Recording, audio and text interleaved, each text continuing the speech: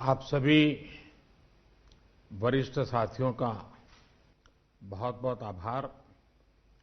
इस चर्चा में आपने जो विचार व्यक्त किए, जो सुझाव दिए, मैं समझता हूं ये बहुत ही महत्वपूर्ण है। वैक्सीन को लेकर जो विश्वास इस चर्चा में नजर आया है, वो कोरोना के खिलाफ देश की लड़ाई को और मजबूत करेगा।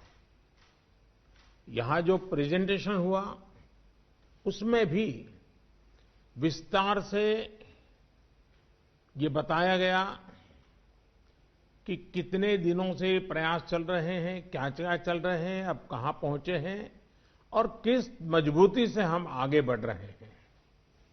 साथियों, इस बारे में बीते दिनों में मेरी सभी राज्यों के मुख्यमंत्रियों से भी लंबी बात हुई थी। टीकाकरण को लेकर राज्य सरकारों के अनेक सुझाव भी मिले थे। कुछ दिन पहले मेरी मेड इन इंडिया वैक्सीन बनाने का जो प्रयास कर रही वैज्ञानिक टीमें हैं, काफी देर तक उनसे बहुत ही सार्थक मेरी बातचीत हुई है। वैज्ञानिकों से भी मिलने का मौका मिला है और भारत के वैज्ञानिक अपनी सफलता को लेकर बहुत ही आश्वस्त हैं। उनका कॉन्फिडेंस लेवल बहुत ही मजबूत है जी। अभी अन्य देशों की कई वैक्सीनों के नाम बाजार में हम सब सुन रहे हैं, लेकिन फिर भी दुनिया की नजर कम कीमत वाली सबसे सुरक्षित वैक्सीन पर है और इस वजह से स्वाभाविक है पूरी दुनिया की नजर भारत पर भी है। अहमदाबाद, पुणे और हैदराबाद जाकर मैंने ये भी देखा है कि वैक्सीन मैन्युफैक्चरिंग को लेकर देश की तैयारियां कैसी हैं। हमारे भारतीय manufacturers, ICMR, department of biotechnology और ग्लोबल इंडस्ट्री के अन्य दिग्गजों के बहुत ही संपर्क में रह करके तालमेल के साथ काम कर रहे हैं। आप एक तरह से मानकर चलिए कि सभी कमर कस के तैयार बैठे हैं। करीब करीब 8 ऐसी संभावित वैक्सीन है जो ट्रायल के अलग अलग चरण में और जिनकी मैन्युफैक्चरिंग भारत में ही होनी है। जैसा यहां चर्चा में भी बात आई, भारत की अपनी 3 अलग अलग वैक्सीन का ट्रायल अलग अलग चरणों में है। एक्सपर्ट्स ये मानकर चल रहे हैं कि अब कोरोना की वैक्सीन के लिए बहुत ज्यादा इंतजार नहीं करना पड़ेगा। माना जा रहा है कि अगले कुछ हफ्तों में कोरोना की वैक्सीन तैयार हो जाएगी। जैसे ही वैज्ञानिकों की हरी झंडी मिलेगी, भारत में टीकाकरण अभियान शुरू कर दिया जाएगा। टीकाकरण के पहले चरण में किसे वैक्सीन लगेगी, इसे लेकर भी केंद्र सरकार राज्य सरकारों से मिले सुझावों के आधार पर काम कर रही है। इसमें प्राथमिकता कोरोना के मरीजों के इलाज में जुटे health care workers, frontline workers और जो पहले से गंभीर बीमारियों से जूझ रहे हैं, वैसे बुजुर्ग लोगों को दी जाएगी। साथियों, वैक्सीन के डिस्ट्रीब्यूशन को लेकर भी केंद्र और राज्य सरकार की टीमें मिलकर के काम कर रही हैं। भारत के पास वैक्सीन डिस्ट्रीब्यूशन एक्सपर्टाइज और कैपेसिटी भी है। दुनिया के अन्य देशों के मुकाबले इस क्षेत्र में हम बहुत बेहतर हैं। हमारे पास टीकाकरण के लिए दुनिया का बहुत बड़ा और अनुभवी नेटवर्क भी मौजूद है। इसका पूरा लाभ उठाया जाएगा।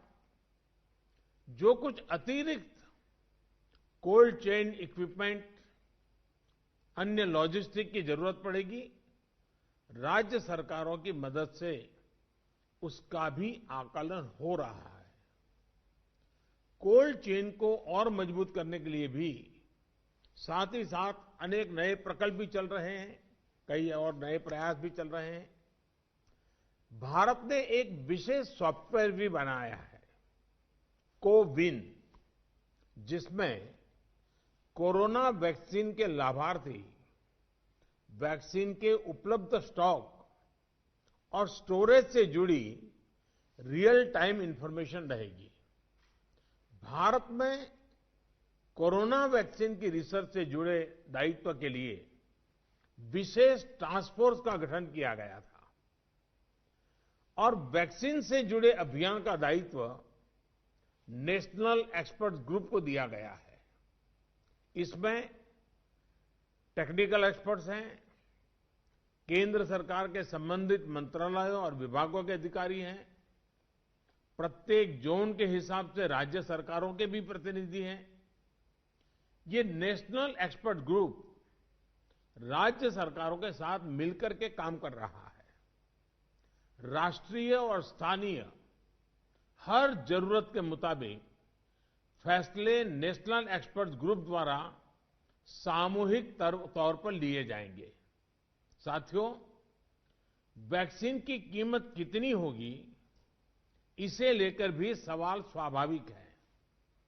केंद्र सरकार इस बारे में राज्य सरकारों के साथ बात कर रही है। वैक्सीन की कीमत को लेकर फैसला जन स्वास्थ्य को सर्वोच्च प्राथमिकता देते हुए किया जाएगा और राज्य सरकारों की इसमें पूरी सहभागिता होगी। साथियों, एक राष्ट्र के रूप में भारत ने जो फैसले लिए, जिस प्रकार भारत ने तेजी से वैज्ञानिक तरीकों को अपनाया, उसका परिणाम आज दिख रहा है। भारत आज उन देशों में है जहां पर प्रतिदिन टेस्टिंग बहुत ज्यादा हो रही है। भारत आज उन देशों में है जहां पर रिकवरी रेट भी बहुत ज्यादा है। भारत उन देशों में भी शामिल है जहां पर कोरोना की वजह से होने वाली मृत्यु दर इतनी कम है। भारत ने जिस तरह कोरोना के खिलाफ लड़ाई को लड़ा है, वो प्रत्येक देशवासी की अदम्य इच्छा शक्ति को दिखाता है। विकसित देशों, अच्छे मेडिकल इंफ्रास्ट्रक्चर वाले देशों की तुलना में भी भारत ने इस लड़ाई को कहीं बेहतर तरीके से लड़ा है और अपने ज्यादा से ज्यादा नागरिकों की जान बचाई है। हम भारतीयों का संयम, हम भारतीयों का साहस, हम भारतीयों का सामर्थ्य इस पूरी लड़ाई के दौरान अतुलनीय रहा है, अभूतपूर्व रहा है। हमने सिर्फ अपने ही नागरिकों की चिंता नहीं की, बल्कि हमारे देशों के नागरिकों को भी बचाने का हर प्रयास,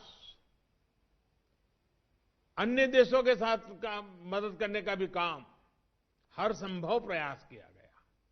साथियों, फरवरी मार्च की आशंकाओं भरे, डर भरे माहौल से लेकर आज दिसंबर के विश्वास और उम्मीदों भरे वातावरण के बीच भारत ने बहुत लंबी यात्रा तय की है।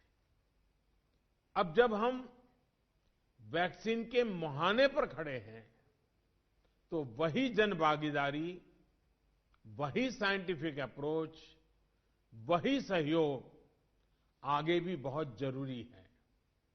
आप सभी अनुभवी साथियों के सुझाव भी समय समय पर भी इसमें प्रभावी भूमिका निभाएंगे। आप सभी जानते हैं कि जब भी इतना व्यापक टीकाकरण अभियान चलता है तो अनेक प्रकार की अफवाहें भी समाज में फैलाई जाती हैं। ये अफवाहें जनहित और राष्ट्रहित दोनों के विरुद्ध होती हैं। इसलिए हम सभी दलों का ये दायित्व है कि देश के नागरिकों को ज्यादा से ज्यादा जागरूक करें, उन्हें किसी भी अफवाह में बचाएं। इसके साथ ही हम जानते हैं दुनिया में जिस प्रकार से कर्व बदल रहा है और चित्र कहां से कहां जाएगा कोई कह नहीं सकता है। और ऐसे में हमारे जो प्रूवन रास्ते हैं, प्रूवन हथियार है, उसको हमने कभी भी छोड़ना नहीं है। और इसलिए 2 गज की दूरी और मास्क के प्रति भी हम लोगों को लगातार सतर्क करते रहना है। देश ने अब तक जो प्राप्त किया है, किसी भी तरह की लापरवाही उसे नुकसान पहुंचा सकती है।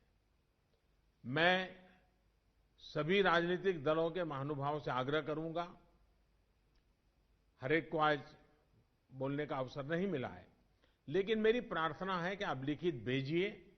आपके सुझाव बहुत काम आएंगे, आपके सुझावों को गंभीरता से लिया जाएगा और योजना में वो भी बहुत पूरक होंगे। इन सभी आग्रह के साथ मैं आज आप सभी का बहुत बहुत आभार व्यक्त करता हूं। आपने समय निकाला, बहुत बहुत धन्यवाद।